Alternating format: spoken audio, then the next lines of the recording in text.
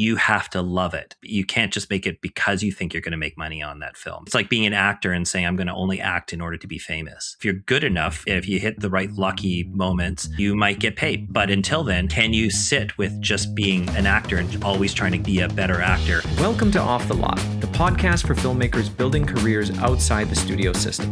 We're your hosts, Ken Kabatoff and Anthony Ebb, and this is where we break down what it really takes to get indie films made. Let's dive in. All right, here we go. Off the Lot. Anthony, hello. It's good to see you again. It's fantastic to see you again, Ken. How are you doing on things? Well, I've been good. It's been a busy week of Remnant ADR. So we had a couple more sessions, but we're done ADR now for the whole film. And huge shout out to Maverick Post Group. That's doing all of our sound. They're really, really great. And the tricky thing about ADR was like I was really dreading going in for Talisa, our lead actress, because she has just some really, really heavy emotional scenes. And I was like, how are we going to ADR these things? The performance was so good on the day. And, for technical reasons, you have to ADR, especially for this specific sequence, because it's like an exorcism scene and there's furniture shaking and all sorts of just background noise that just didn't allow for a clean recording. And Talisa came in and just totally crushed it. It was phenomenal, to the point where I couldn't even really tell between the ADR track and the production soundtrack, which is also a testament to how good the recording quality is with Maverick. So yeah, it was a really, really good experience. And in a couple of days, I'm going into the stage to mix the film, actually. So that's very exciting to me. And just to see what our whole sound design team is coming up with and what they're going to present. So how about you? I'll get into it in a second. I just have a couple questions about ADR though for you, because for those like ADR is alternate dialogue replacement. That's basically what it stands for, right? I think I got the I heard it was automatic, but there's nothing automatic about it. There's nothing automatic about it. So the idea here is that you got the takes on set, and then this is often something that I think as independent filmmakers, unless you've been around a bit and you kind of know what to expect, is this idea that after you finish production, you can go into a sound booth and get your actors to basically go through certain scenes or so on to recapture dialogue or recapture their voices for a scene because it maybe didn't work as well, or because it was really noisy on the day you were filming, and so you couldn't get a clean track on the day, and you need to edit around it. Sometimes you might do that for performance purposes as well. You might be looking to change how the performance sounds in the edit, which is a bit trickier sometimes, I think, but it gets done a lot. Yeah. On a lot of shows. So as an independent filmmaker, this is something that I think I know that personally I have taken it out of like my early budgets. I always was like, oh, we'll need like very little of that. We're going to try to get everything on set. And that just becomes a very impractical way of planning your film shoot. Yeah. And like our on-set sound recordist was fantastic. Okay. He did a great job, and we have 95% like great sounding production tracks. But specifically, there were just moments like I was just describing. It was impossible to get a clean production track. And the reason why you need it clean is just so that your sound design team has the maximum flexibility in terms of treating the dialogue and making it sound as good as possible in like a Dolby Atmos theater, right? So that's what we're striving for. Sometimes it's just not possible. If we had more time, we could have redone the scene like on the day, just did another take without the moving furniture and without all the background noise, and had the actors even just do it wild because they're in the moment. They could recreate that emotion almost instantaneously and go through it again. But again, sometimes you just don't have that kind of luxury. And so there are a million reasons why you have to do ADR. And for sure, we had to change some performance. We had, I wouldn't say performance issues, but I was like, oh, maybe with this take, we can try something a little softer or a little just a bit more empathetic or something like that. And so we would do things like that. And it really works. So it's a valuable tool to have in your kit for sure. And so, yeah, I wouldn't cut it out of the budget for post-production at all. Yeah, I think that it is one of the. It's almost like when you were talking about doing pickup shoots and things like that, where these are actually beneficial for a low budget production to have this final sort of check available because it just gives you an opportunity to elevate and take the film to the next level. Um, just add that extra bit of sweetener to it. And one of the things I will say is that in a movie theater you will forgive sometimes a little bit of cinematic, like sometimes the shot goes a little bit out of focus for a moment, but it comes back into focus. But that was the best take you could get. So Yeah. you keep on that. You don't always have opportunities to get all the coverage you need on a film set. So you sometimes have to live with what you had the time to do. And if you put some thought into that, you can use the ADR to help solve some of those problems that you weren't able to solve on set while you were filming it. And the thing is, in a movie theater, the sound is actually, I think, more important than the video sometimes because, again, if the audience will forgive a Totally. little camera shake, but they will not forgive a a sound that doesn't work, like a sound like if Yeah, it's if too audio is quiet. clipping, exactly. Yeah, Totally. Sound is unforgivable. The audience will totally forgive picture. You can yeah. watch a lower quality video, but if it has bad sound, it doesn't matter if it's a YouTube video, like a TikTok or anything. If it has bad sound, it's unwatchable. And people Mhm. just tune out immediately. So really, it's to me, it's especially with horror, it's like 80% sound, 20% picture. I mean, look at Obsession. Obsession is now over $300 million. But I'll say for the record, well, my opinion, that movie doesn't look very good. Okay, it's very muddy. The shadows are very muddy. It's very difficult to actually see anything going on in that movie. And I know for a fact that like people, especially the director of photography, also agrees. Like it's not the best looking movie, but the sound is really, really, really, really good. And all of the other elements of that movie are so great that that movie has exceeded all expectations. But it doesn't actually look that great if you compare it to Mhm. other movies and even other movies in that budget range. So again, picture's forgivable. Sound is so important. Yep. And it's so very precise and very even just volume levels are so important, and tone and pitch and all this other stuff. No matter what the budget of the film, even Paranormal Activity or Blair Witch Project or all these other early films, the Yeah. one thing that saved them and probably made them what they are today is by having proper quality sound right from the get-go. Yeah, and then earlier this year there was a whole horror film built around the fact that the guy didn't have very much money to make a film that had a large scope, and so he focused on the sound design of it all. And that movie was Undertone. I don't know if you had a chance to check that out, but I think it's like about a podcaster that then starts listening to what is it, old recordings, or doing a podcast about these old recordings. And it's a sound design horror film, and it's a brilliant idea. And so of course, like horror is all about sound, so it just totally makes sense that worked out for them. And they had a very successful run. I think they grossed over 12 million on a $500,000 budget, so good for them. Yeah, and I mean, honestly, nowadays the reason to go to movie theaters is when you have really good sounding film. A movie theater just makes it that much more powerful. So, Yeah. Yeah. if you really want to make cinematic films, you have to think of the soundscape as much as you think about the beautiful cinematography that you're going for as well. Yeah.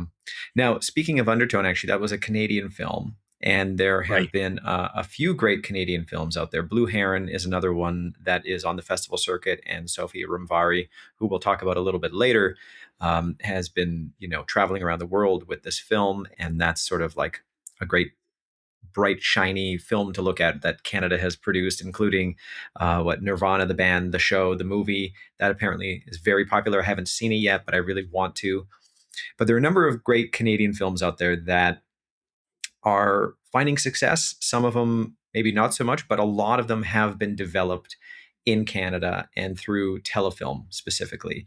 And Yeah. so we also just wanted to talk today very specifically about these major changes that have happened at Telefilm, and basically for those that are unaware, Telefilm is this, national and regional government funding body that helps filmmakers from all around the country receive funding through, or for development, for production, for post production. It's not even just features; they have other categories that they help fund. But basically, Telefilm in the last couple of weeks has come out with these major changes. Yeah. Yeah. Why don't you take us through this? Because I think you and I both discussed offline, and we both have some very strong opinions about these changes. We certainly do. So, Telefilm specifically has made changes to the development fund. These changes haven't touched the production fund just yet, but it is going to be a question of what happens to the production fund and the post production fund moving forward. But basically, the development fund is for funding the first, second, third, or subsequent draft of your script, or even packaging and other related development costs. However, there's been some really significant shifts to how it funds these features. And so the biggest change is in Telefilm's new development program. And it's not just like this normal yearly update. This is like a real crazy direction shift. And it's changing the way Telefilm's going to be operating. So basically, they're moving away from like a more selective model where individual projects are judged one by one. And they're moving more towards an automatic company based system. And so there are multiple streams in order to get funding. There's a pre-qualified stream, a general stream, and in the general stream, you would get sort of like an open general application process. There's also a path for Indigenous filmmakers and Black people and people of color. And so, as far as this development change goes, it does affect the general stream, but it hasn't really affected Indigenous or the BIPOC streams. Those are still relatively unchanged. But let's talk about the pre-qualified stream for a second. So basically, it's expanding from 125 companies to 150. And basically, what this means is that if you have made certain telefilm films over the years, or you've made it into major festivals, you have a track record, you could become pre-qualified for telefilm funding. So meaning, as long as you keep meeting the criteria, Telefilm will just give you development money to your company to work on XYZ feature film projects. I think I basically got that right, correct? Yeah, that basically covers it in a nutshell. I mean, effectively, you've got to have either a telefilm finance feature or a theatrical feature through Telefilm, or it goes through, I guess, pre-approved film festival list that they have as That's well. right. That is sort of Yeah. like part of their Yeah. like, qualified film And that's festivals. basically like, hey, you've put in a lot of work, you have some accolades, you have a great track record. We want to work with you. We're going to just pre-qualify you so you don't have to wait in line. It's like having the fast pass at Disneyland. Okay. Yeah, But the catch here is that, this is all based on your track record. And so now you need recent activity on a feature that was supported in a telefilm production, post production, talent to watch, or another eligible telefilm program. So basically, that means that if you made a Canadian feature completely outside of telefilm, even if you got it released into festivals, and it still means that you won't actually get into the pre-qualified stream. So what it is, it's a pretty big deal for independent producers because it means that outside the system experience may prove that you can make a movie and be super successful, but it doesn't actually allow you to get into the telefilm system. So for right. example, I'm making Remnant right now. If Remnant was super successful, a box office hit, won a whole bunch of awards, played at TIFF or other major festivals, because we have zero telefilm funding from development, production, and post production, which they passed on us 3 times, by the way. So it's not for Right. lack of trying. But if Remnant was a hit, if Remnant won an Oscar, I would not be able to enter the telefilm system as a pre qualified producer. And that's what this new change signifies. So it's like you have to get in on the ground floor somehow in order to make it. There are two other points that I just want to quickly make here. The general stream, which is different than the pre-qualified stream, the general stream is being phased out. So Telefilm Yeah. says that it will be discontinued in the 2027-2028 fiscal year. So this year, 2026, is basically a transition year. And in order to even qualify still for this year, the individual lead producer needs to have made a qualifying Canadian feature in the past 6 years, and that film has to have been released theatrically played at a qualifying festival, and they have a list of festivals on their website, has gone out digitally through Talent to Watch, or has been released digitally, and it was released during that COVID During window COVID, of like, basically. yeah, basically March 2020 to sometime in 2022. And so if your film has been released at that point, then you're a qualifying producer for the general stream. And one other major change is that scripts are no longer being evaluated in the general stream. And so for that stream, Telefilm is only looking at pitch documents at this application stage. So the emphasis shifts away from full script and more towards the producer's track record and the clarity of the pitch, the project's audience potential, and how it fits Telefilm's priorities overall. So less focus on the creative, about what's actually being developed, more focus on who's developing it. And look, I'll just say it. It's taking an exclusive system and making it even more exclusive. That's Yeah. basically what's happening here. They're making it harder for you to develop projects in this country through the Telefilm system unless you are a big fish or have direct access to a big fish. Is that not what's happening here? Yeah, I mean, it's a consolidation of development money. And it basically means that it's almost like, you thought you had gatekeepers before. Now your gatekeeper has just closed the door just ever so slightly now. It really comes down to now you have to know someone. You have Yeah. to have a connection. So the idea here is that um, your your main goal, if as this stuff gets phased in, is you need to partner, or you need to find partnerships now with someone who is in that stream, which means that you are in fact waiting for someone to pick you and give you permission to put your project forward. So where before you had an outside shot, and it never was easy to pitch for development funding before, but if you had a really outstanding project and you came to it with maybe even some attachments on board, you had some things on board, you might have an outside shot of getting in. And especially if you could really, like, again, pitch it well, and you could and the script was really good, you had an opportunity then to get to that next level. Well, that window, like, the script is no longer an essential component. It's basically now you need one of these 150 people or companies to basically vouch for you in order to get this first Yeah. phase off the ground. And what I think it hurts the most is that we're in this phase of thinking to ourselves, making a movie. You made Remnant in February. Most of the financing went into the production and the post-production of Remnant, which is what you've been going through for the last 6 months. But it Yeah. took years to get to that point. And what do you do during those years of generating the script, generating the ideas, trying to make it better so that it validates the funding and the financing that go into it? And people often think that, oh, you just write a script and then get your funding. It's like, no, like, writing a good script takes a lot of time. You hear from people who are writing scripts for even like blockbuster films, and they say, oh, they started writing the script 2 years ago, and the script still hasn't gone into production yet because they're still doing Yeah. notes. Things take time, and you need that time. There's all these little programs out there that say, write a script in 30 days. It's like, well, none of it works that way. It takes a lot of time and a lot of effort.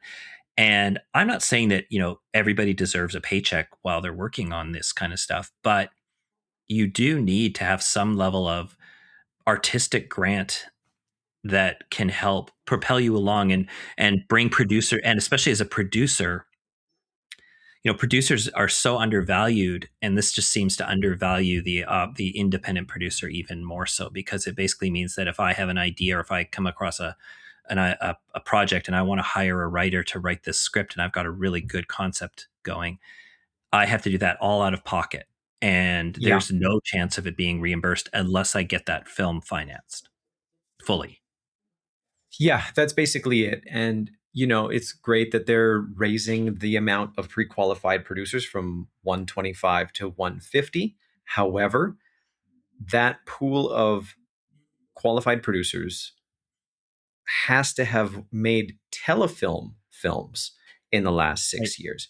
So it doesn't matter if you've made films again that have done really well outside of the telefilm system. So they're choosing producers from within their own pool rather than actually opening it up and expanding the industry and expanding the market in some way. So that to me is just completely boneheaded. I don't understand what purpose that serves. It's just Mhm. kind of like, hey, like you're a member of our club, you know, now Yeah. you're in. You've made a telefilm film. I know a It's producer specifically who has made a telefilm funded film and that went out theatrically, and like that helps them with their um, evaluation grid. However, their second feature wasn't a telefilm feature; it was a Telus funded feature, and that doesn't qualify. So even though they have made a film and they're close to qualifying for this, pre-qualified stream, the point system doesn't allow them to move forward.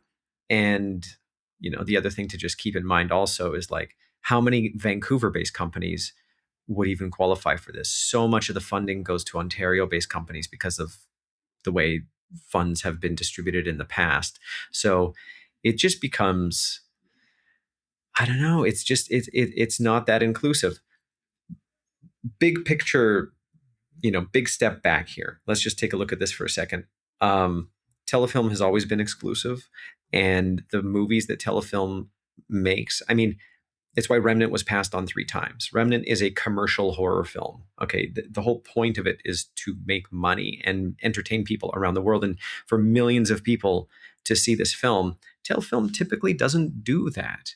They don't care about making money. I've ranted about Telefilm should, have a portion of their slate dedicated to commercially successful and viable films that create jobs and sustain an industry. But this is just another sign that they're interested in helping successful producers that have already made telefilm films make more telefilm films that are successful. They're not interested in just like expanding the pool and working with other producers that may be great filmmakers, but just not part of the telefilm fan club. That's my opinion. Yeah, and the problem that you run into is that there's a bit of a ceiling for telefilm funded filmmaking anyway, because we're not getting, and this is a whole other conversation, we're not getting the marketing and promotional support that needs to go along with all of that, because Canadian films just don't have marketability outside of Canada. And in fact, they don't even really have marketability inside of Canada. Unless you know people, you're not getting sent information on feature films from Canadian filmmakers that are going into theaters this week. Like, you have to hear it word of mouth. You don't get any level of social media marketing or anything like that that comes from telefilm or anything like that that's going to help get the commercial success that you would need. So this idea that you're talking about with Remnant being a commercially intended film, your ceiling is the Canadian film market, which is not being serviced properly, Yeah. in Yeah. my opinion. One thing that I ran into with Remnant when we were looking out or going out for distribution and talking to Canadian distributors, a few of them were very interested in our movie, but they couldn't actually distribute it because we weren't financed through Telefilm. And basically, what that meant was they're like, look, we love this movie. We want to distribute it. But because you're not financed through Telefilm, we don't get access to the Telefilm marketing funds that Right. are saved for Telefilm friendly distributors. And it's like, so wait, these distributors are also roped into the system somehow, and have to help telefilm funded movies, otherwise they don't get the proper funding to properly advertise and promote the movies that they want to distribute. So these distributors clearly aren't doing well. I don't know, this whole thing just seems weird, and It I don't like it. Yeah, it's a catch 22. It's like you need to make a telefilm film to get funded for telefilm, but in order to get funded for telefilm, you need to make a telefilm funded film. So there's sort of this idea of, once that ecosystem closes off, now it's a question of, if you do bootstrap your way through it, like what you did with Remnant or what we're doing with Quiet Canadians, if you do bootstrap your way through it and somehow manage to get film financing and even get distribution on your own without the help of telefilm, it has done nothing to help you on your next film with them, because you're not even able to crack the door open.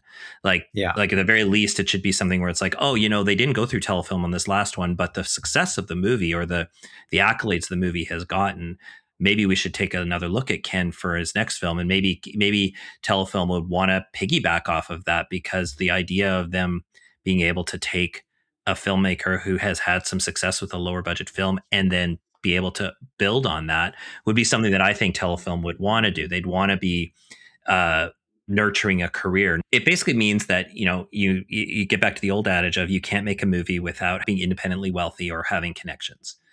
And that's the part that I think closes the gate. Well, no, that's totally true, and we'll get into that also in a second. But like, just about Telefilm wanting to be a part of a successful film and filmmake, and be a part of the career of filmmakers. That's basically what happened with Zach and Adam with Freaks, right? Like, they tried to get Telefilm funding, they didn't get it for production. I think they ended up getting some post production financing through Telefilm to finish Freaks, but Freaks 2 specifically, I think Telefilm was like pounding on their door to be a part of that movie because of the success of Freaks. And Right. look, I mean, there's a scenario we've talked about. Well, if Remnant does well, maybe we can go back to Telefilm for production financing in the national branch, because that's over 3.5 million. And by the way, that's still entirely possible. Everything that we're talking about right now is just for the development fund, not the production Right. fund. So production, anybody can actually still go and apply for production financing. It's actually still totally open. The general guidelines haven't changed, but I just wonder when they're going to change, because if they're doing this now with development, I think that they're going to be shifting everything downstream, moving forward. Yeah. But But development has always been the in the door, like the way to get started, right? Like you have to get yeah, in the door with something. And again, this is at our weakest point, right? Like the development is the weakest point for the film because it's the point where there is no money coming in for anything at that moment. yeah. And But also, if you get Telefilm development money, your chances of getting production financing later are greater, because they've already put money into your project. So they want to try to get a return, by helping you actually get the movie made. But now, okay, let's just look at, that's Telefilm, and that's very Canadian specific. What about filmmakers that don't have government funding bodies, that don't have resources like that around? What can somebody do to develop their movie and get that thing on track and keep it going? I can talk about what I did for Remnant, but what do you think? Where does your mind go? I think regardless of whether you're Canadian or whatever you have, ultimately comes down to you have two tracks. You need to both have a creative project that is excellent in its own regard, like the idea itself has to stand out above the rest. And then the second part of it is you have to network, or you have to, and I don't mean network in like the schmoozy sense. You have to build up connections and so on over time, and basically build yourself to the point of having that infrastructure in your own world so that you are now a force to be reckoned with. It's like what Steve Martin said. It's like be so good you can't be ignored, I guess is what he said. And the idea Yeah, being is that you have, so I think you have to go in both tracks. So the idea of having the really good project, that's something you can do in a year or two or something like that. Like you can write a script, you can develop it, you can do that. But the second part of it, I think, is the investment you have to make, being visible as a filmmaker, and working on sets. And this is where I think maybe it goes hand in hand. And I think this leads to some of the conversations that we, in the article we were reading, which we can get into, is this idea that you need to work, keep earning a living, and through the work that you're doing, use that to build a body of people who can then become your, basically your supporters, your ambassadors, your army, the people that'll fight for you and fight for the film once you've got it ready to go. so I have a question about that. So, because I've been thinking about this a lot lately, and a lot of people that we've talked to, I mean, the general thing that you hear right now is you got to build an audience. You have to have a newsletter. You should do YouTube videos. You should have Instagram. You should be, posting. You should put yourself out there, show people what the process is, bring everybody in on it. Create a podcast, whatever whatever it takes to get yourself out there and get people familiar with you. And my question is, like, does it actually work? I don't know. I think that for me, the jury's still out on if this whole thing is just an exercise in fueling Instagram ads or whatever it is, because some people have built an audience. Okay. Kane Parsons had an audience with Backrooms. Markiplier had an audience. Curry Barker has an audience. They made videos, and they didn't show people specifically, like, their claim to fame wasn't how they made the videos, it was the videos themselves. So they just like It's the made movies themselves. Yeah. made good things and put them out there, and people liked it, and they built an audience that way. But this whole thing about like pulling back the curtain and showing people what's really going on, I don't know if it actually works. I, you Yeah. know, I'm like, again, like spending time to write a newsletter, okay? Spending time to create a YouTube video about how you made something. Look, and I'm just talking about my own experience. Like, all of these things take time away from me actually just making the next thing. Yeah. And if you look at my calendar, I'm trying to schedule like 4 to 5 hours a day just for writing the new script. Okay, so I'm working on a new horror script right now. I have TV projects that are in development, and right now they're not so busy because a lot of the heavy lifting has already been done over the course of like the last year and a half. But let's just say 2 hours per week for each of those TV projects right now, whether it's developing the pitch. I have then to somehow set aside time to make content that I don't really want to make. All right. We have this podcast, which Hmm. I think is a value add. Like, I love doing this podcast, and I think that it's different than the other promotional side of the filmmaking stuff that people do or want to subscribe to. I mean, this is just an interesting conversation about indie film and how indie film works, and we talk to filmmakers, and we learn a lot. Other people learn a lot, and I think it's a value add. But in general, like, these things just take time. And I'm at a Yeah. certain point, I'm going, I didn't write as much as I wanted to write this week. I didn't. Oh, and I have all of the post production stuff that I have to do for Remnant, and so that eats up a lot of my time. I mean, yesterday I got an email from our sales agent just asking for an updated screener because we just received the full score for the movie. It's a work in progress, but we also did an orchestral recording last week. And so I was like, yeah, no, I'm already on it. But it took me 8 hours yesterday to put the temp score in and remix it for the cut. And look, that's part of my job, and I love doing it, but that took away from writing time. And then in the back of my mind, I was going, oh, but when am I going to write the newsletter and talk about whatever? Yeah. And I just don't have time. And also, like, I have a life. The World Cup is on. I want to watch the Canada game, the Brazilian game.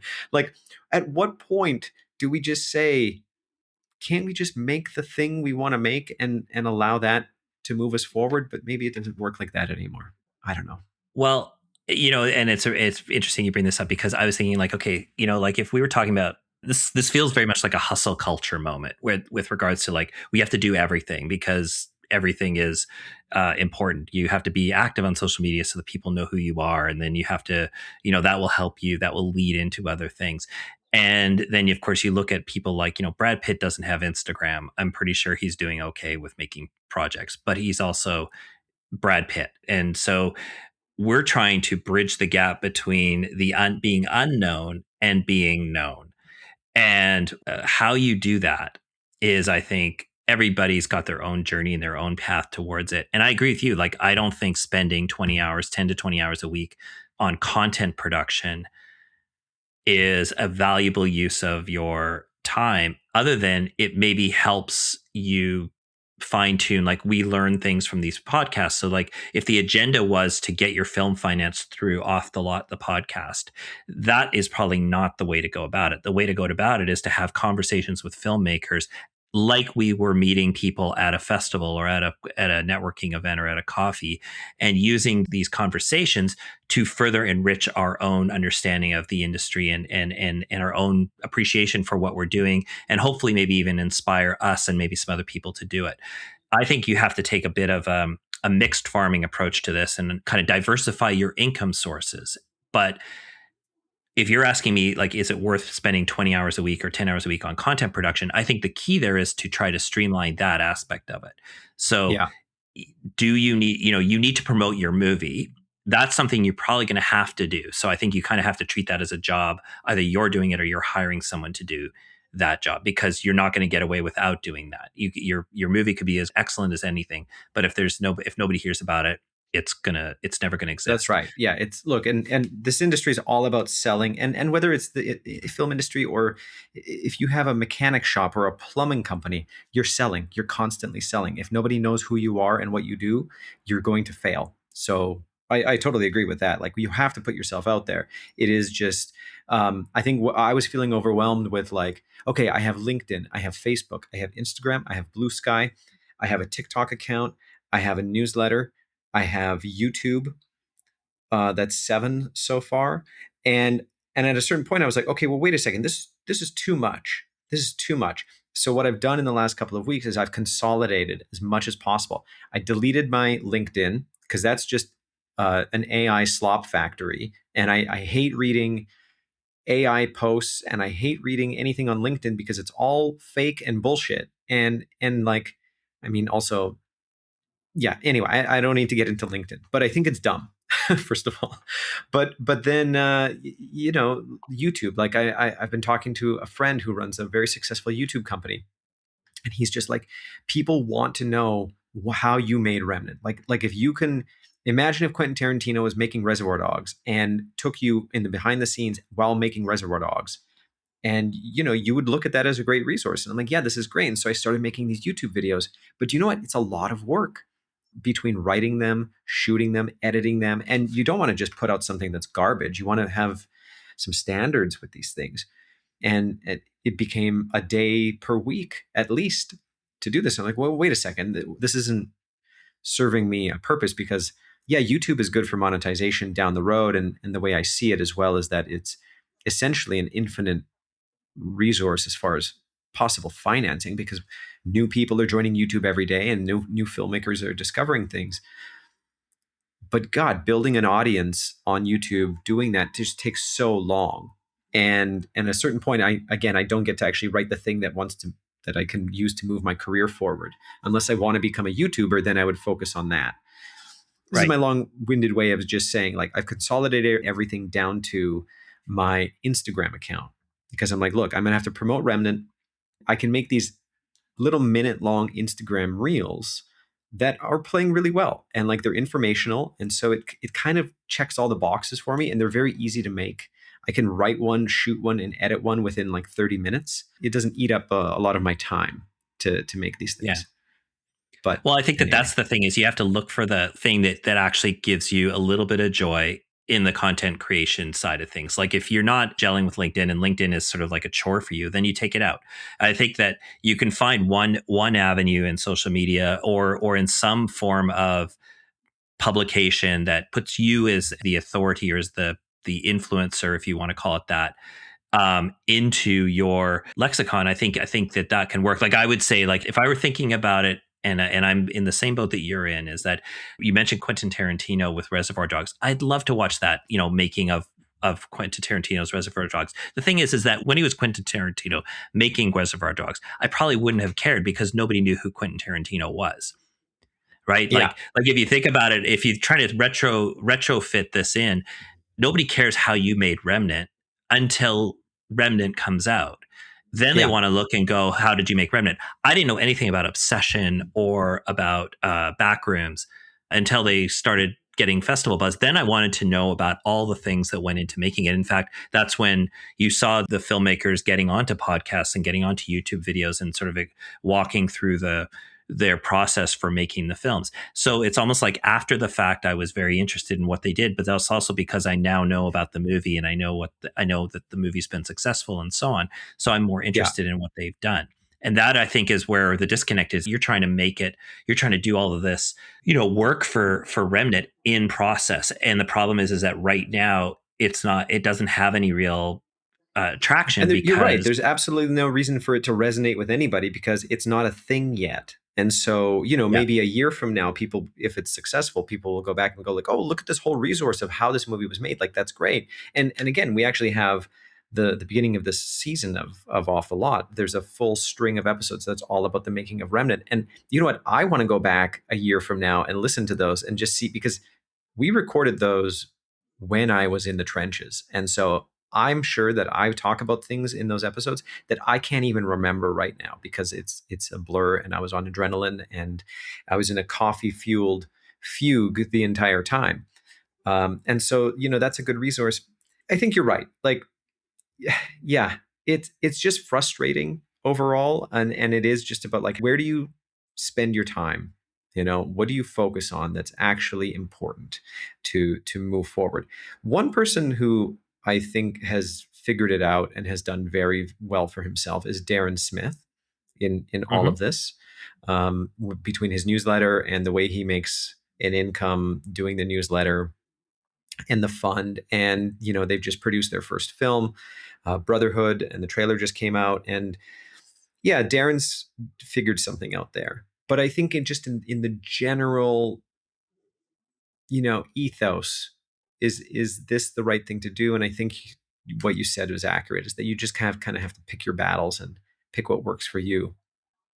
And I think that there's nothing wrong with documenting the process.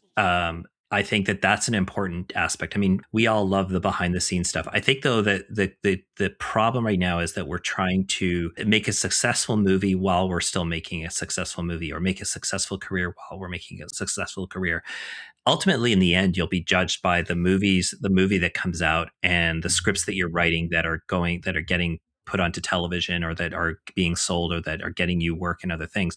Those are the things that people are going to come back and look at and go, oh, Ken's a great filmmaker, Anthony's a great filmmaker. Those are the things that are going to happen. The backstory on all of this, of how this all happened, the origin stories of all of it, are going to be the extra value added, like you were saying. The only person I know who has successfully done this and transitioned this into a really good career was David Sandberg with his Pony Smasher YouTube channel, where he turned that into a career, and eventually made Shazam and all these other things, because he and his wife were doing these little DIY short film horror films in their home, and then explaining how they went and did it, and then that got some notoriety for the films they were making, which then turned into deals with production houses to make stuff. So this is a pathway that you can try to emulate if you want to. The difference is that he was sort of like first on the spot with that kind of work, where he's showing how it works before he's even famous, and then it just turns into a career. I think if you go about it that way, if you go about Well, it with the also intention though, of he making it a made career, Lights Out. Like that was the thing that really launched him. but that came Was after specifically. Uh-huh. his Pony Smasher channel.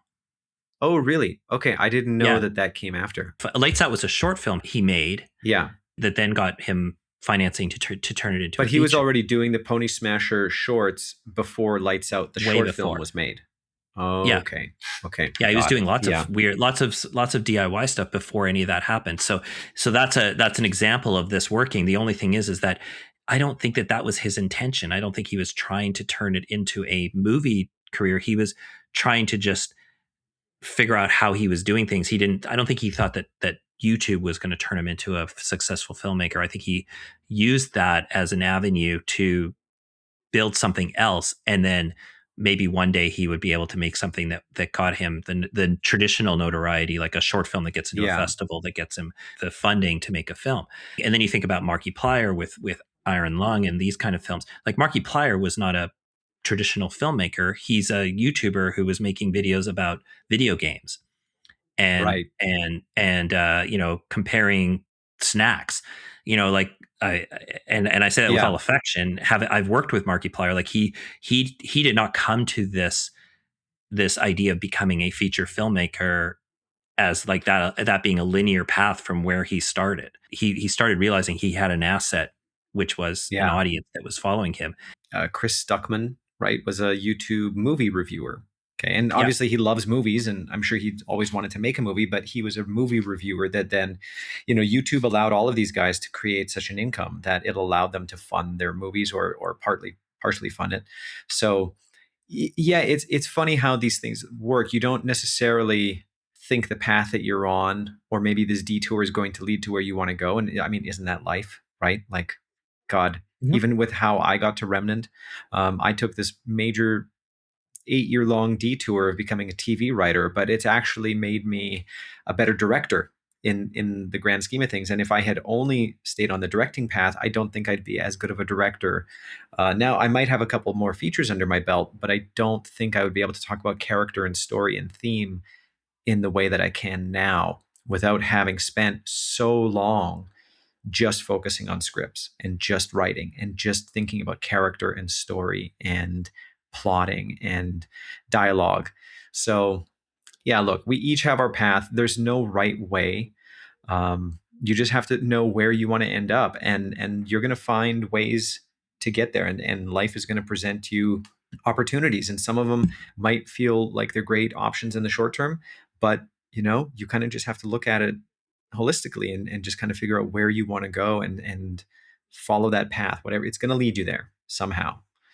And I think that, we, looking at people like filmmakers like Spielberg and Scorsese and all these other people who kind of came into this younger, and they're sort of these, the auteur filmmakers that we probably all looked up to.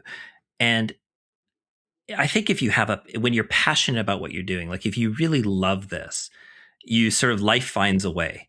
Like it's sort of, you find a way to make these things happen. You've done it. I've done it. We've both made feature films, and in very different ways. But it's sort of this idea of, you just needed to do it, and then if you did it, and you're like, and after you get over the, after you get over the fatigue and the, I never want to do this again moment, and you come right back to it and you go like, okay, I'm excited to do the next thing, then you found it, your reason to be, you found the reason to keep going. And yeah, like, it doesn't mean that the next one's going to be more successful, or that you're going to have more opportunities, or that you're going to suddenly take off. As we've seen, people don't just take off. They have to fight just as hard for the next movie, and fight just as hard for the next movie after that. I think if you love doing it, you find a way. And then what you do is you take that approach of, I've got to do this. I've got a little bit of this. I got to do a little bit of this. I got to do a little bit of this. And the only way I'm going to be able to sustain my desire to make a movie is by doing all these other things.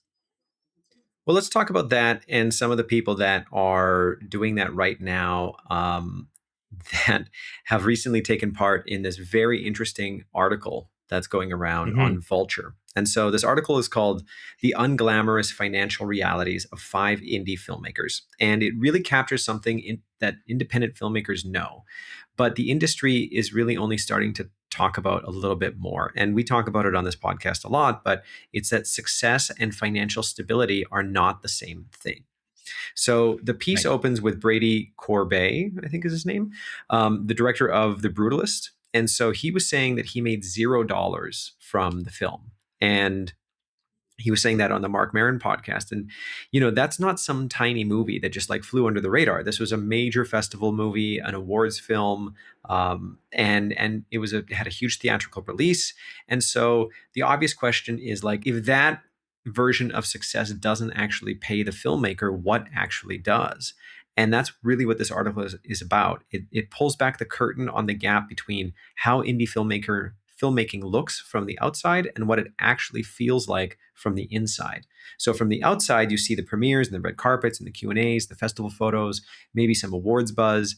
But behind the scenes, filmmakers are sleeping on couches. They're buying secondhand clothes so that they can look presentable. They're juggling day jobs. They're going into debt and doing months of unpaid promotion just to keep the movie alive.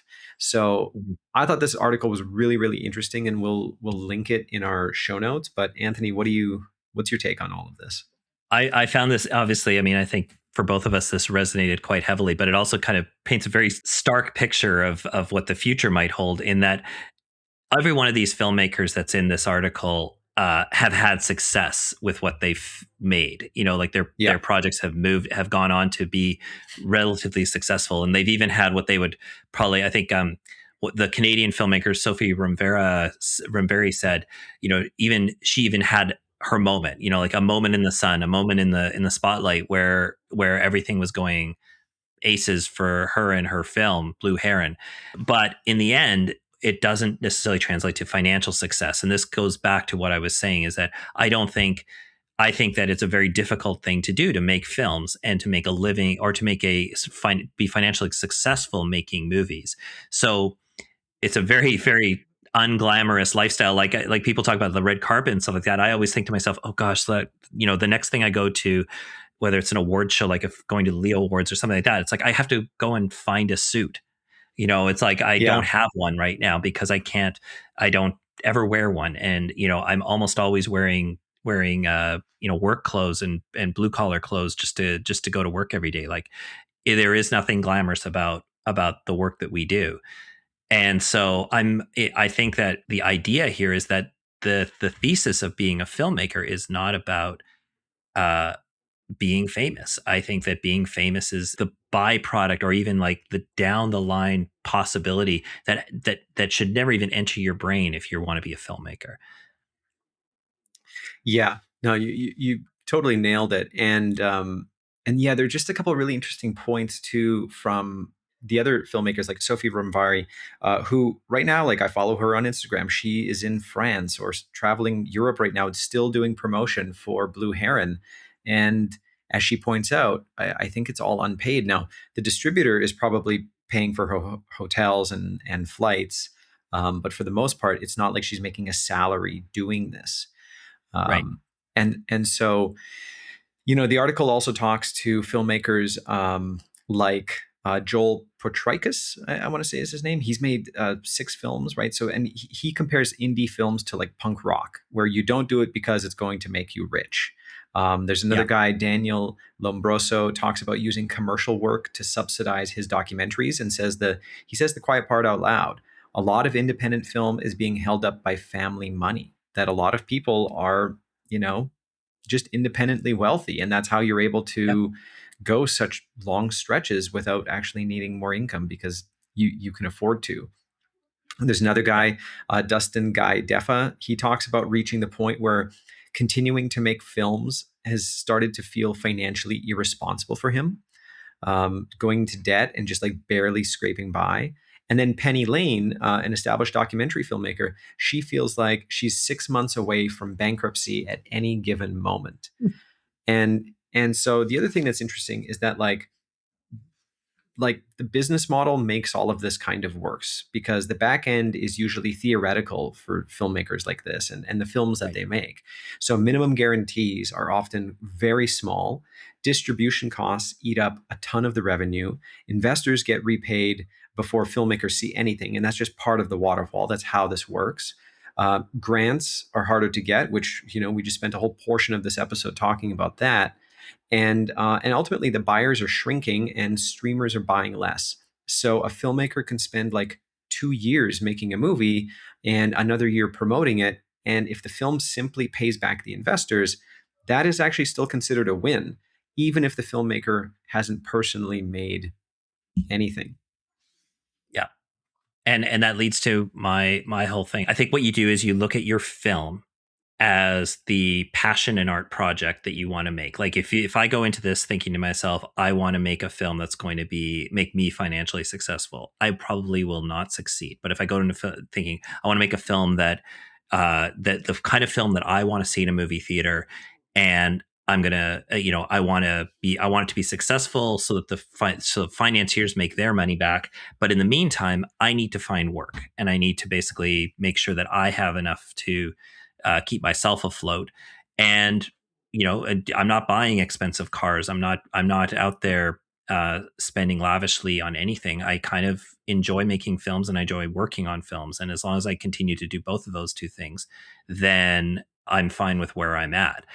Um, I also think then it does behoove you to not be irresponsible, as I think you were saying with I can't remember who it was. It was Was it Daniel or Dustin who Daniel said that? Lombroso. So being responsible with your career is and taking control of your career. If you have to make commercials and things like that to finance, that's one thing. But also then I think you have to then look at, well, what am I going to do to protect myself financially so that I'm not uh, trying to make films in order to eat for a living.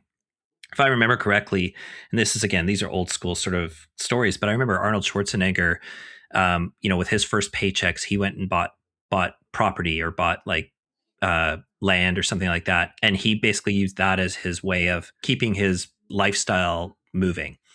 And then the movies became the thing that he did. He only took roles that he wanted to take after that. He didn't have to take every role that came along to him. He could actually be picky and choosy because his first paychecks went towards buying real estate, as an example. Yeah, when he Um, came to California as a bodybuilder and already a very successful bodybuilder, who had a little bit of money, like he had a very good business sense since he was like 13.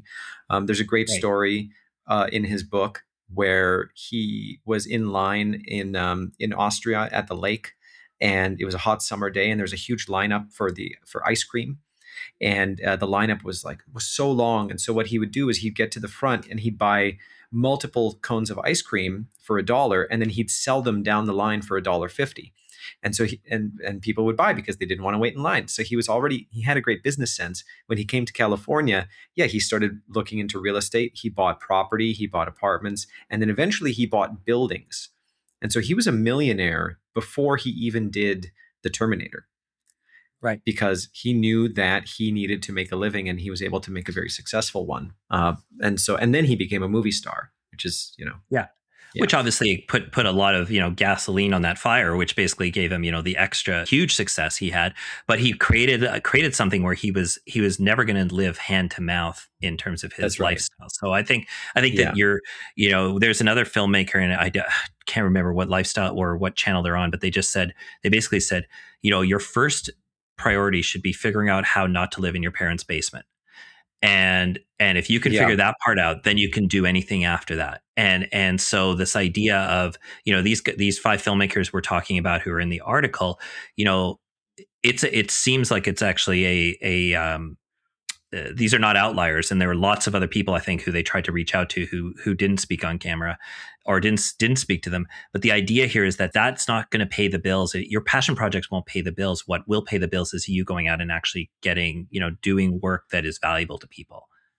Yeah, it just seems to be the way that it works right now. And again, if you look at Obsession or Backrooms and the amount of money that these filmmakers are going to be making and how it's exploded their careers, like, yeah, like it can happen. All right. But those are outliers. Also, I think one other thing to point out would be that Backrooms and Obsession are genre movies.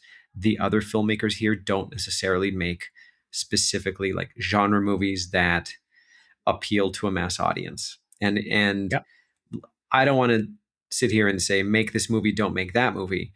I make the same type of movies that Curry Barker and Kane Parsons have made. Like, I want to just make studio horror movies, studio genre pictures. So sci-fi, thriller, horror, action down the road. I would love to do all of that. That's what I'm interested in watching. That's what I'm interested in making. I'm not necessarily interested in a very specific niche, drama of some kind. And like, hey, power to you if that's what you want to do. But it's just statistically and historically, genre movies sell better around the world than Mhm. a drama would, or a comedy. Comedy is Yeah, just so and specific; it's very hard for that to travel around the world. But it's kind of funny because I'm not much of like I enjoy watching a very good like scary film every once in a while, but I don't like line up to go to see horror films or scary films on my own. Like I'll go and occasionally see them, and sometimes I'll wait until they're on digital, only because I'm very very much a wimp when it comes to going to see horror films. Like sure, sure, I get yeah. quite scared. Like I spend most of the time in the theater like this, like when I'm watching a horror film. And it's weird the way it's just been that way my whole life, where I'm just like I need to look away every so No, often. of course. I mean, And they're so scary, and like people love the adrenaline rush. And I used to be that way too. Like, I could not watch horror films as a kid. It was only really in the last 5 years that I even accepted horror like into my life. And I don't go out and see, like, I don't even subscribe to Shudder. Like, I'm not a huge horror nut. I like the genre because of what it allows me to do as a storyteller. But for example, like Disclosure Day is totally up my alley. It's a 70s spy thriller done in a sci-fi sandbox. I would love to make movies like that. And so, but like, again, Telefilm isn't going to fund something that is like Disclosure Day. And like, let's just, budget aside, even just that type of movie, even Quiet Canadians, right? You were saying that you were just having trouble earlier with Telefilm funding. I think last year, right? That round of yep. funding, because it's a spy thriller. Like, Telefilm might not want to do that. I don't know where they're at Yeah. now, but yeah, Well, and I mean that's a whole other that's a whole other conversation about financing a spy film versus financing a horror film. that's But right. Yeah, that's another for another day. But it's like you got to make the movie you want to see. I think ultimately it's like, are you going to be entertained by the movie you're making? And I think because you're going to live with it for 2 to 3 years, 5 years, maybe even, you have to love it. And you can't just make it because you think you're going to make money on that film, because that I think is it's like being an actor and saying, I'm going to only act in order to be famous.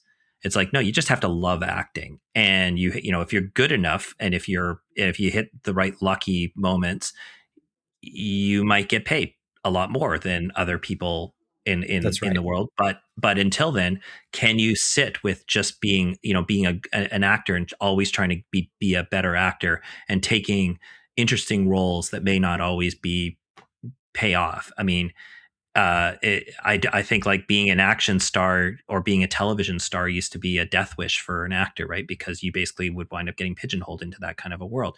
Well, you just have to be okay with taking the jobs that come to you, fighting for the jobs you want, and if some of them lead to critical and financial success, fantastic, good for you. But it's a lottery ticket for everybody. 100%. Well put. Well put. Well, on that note, why don't we call it there, and we'll circle back on a lot of this stuff next week, and we'll keep going. So other than that, Anthony, this has been a pleasure. We'll see you next week. It's been a pleasure. Good luck. Chat soon. Okay, so that's it for this week's episode of Off the Lot. We want to hear from you. If there are any topics you want covered or any questions you'd like answered, please email us at podcast.offthelot@gmail.com. You can also find us on Instagram and YouTube. Our handles are in the show notes. Be sure to like, follow, and subscribe. And share this with your friends. See you next week.